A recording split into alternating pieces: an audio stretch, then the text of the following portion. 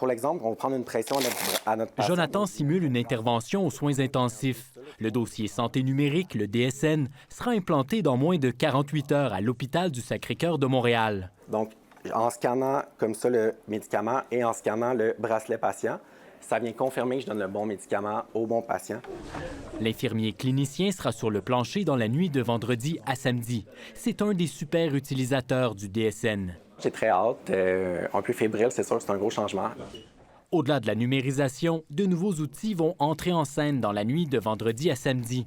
Quand on a un patient, en fond, avec un tube qui va jusqu'à dans les poumons, branché sur un respirateur, tout ça va aller directement aussi dans son dossier santé numérique, donc il n'y a plus besoin de faire de ressaisie de données. L'heure du fax a sonné. Ici, c'est que des formulaires, en fait. En cas de panne, les formulaires papier ne sont jamais bien loin pour assurer la continuité. Mais c'est le délestage qui inquiète les parlementaires. Ce matin, ce qu'on apprend, c'est qu'en Mauricie et au centre du Québec, il va y avoir 20 moins de traitements de chimiothérapie. Selon un document de travail en date de février consulté par Radio-Canada, la chimiothérapie serait réduite de 20 en Mauricie-Centre du Québec la semaine prochaine. Au niveau de l'oncologie, c'est un secteur qui est prioritaire. Alors, ils vont vouloir revenir à leur 100 d'activité le plus rapidement possible.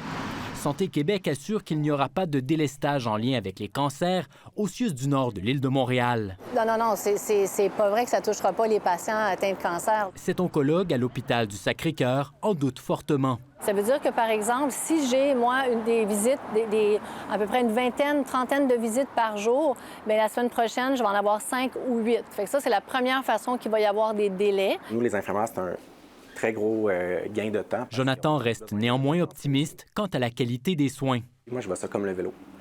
Samedi, on enlève les petits trous, mais il va y avoir les super utilisateurs qui vont quand même tenir le vélo. Sur l'application Mon dossier santé, les patients auront accès aux visites, aux résultats et aux médicaments. Elle sera fonctionnelle dès le 9 mai pour les usagers des deux CIUS impliqués. Ici Jean-Philippe Hughes, Radio-Canada, Montréal.